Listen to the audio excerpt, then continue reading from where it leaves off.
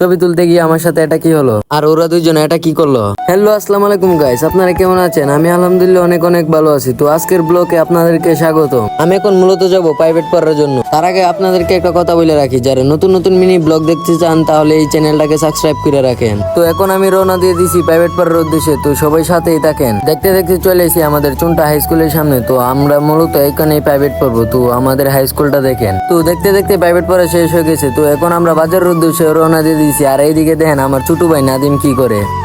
তো দেখতে দেখতে চলে এসেছি আমাদের চুনটা বাজারের ভিতরে। তো গাইস, আমরা এখন মূলত যাব পাসপোর্ট সাইজের কিছু ছবি তোলার জন্য। আমাদের স্কুলে নাকি কিছু ছবি দেওয়া লাগবে। দেখতে দেখতে চলে এসেছি আমরা যে দোকানে ছবি তুলবো ওই দোকানে। আর ওইদিকে দেখেন এরা একজনকে আরেকজন আঙ্গুল দেখাইতেছিল।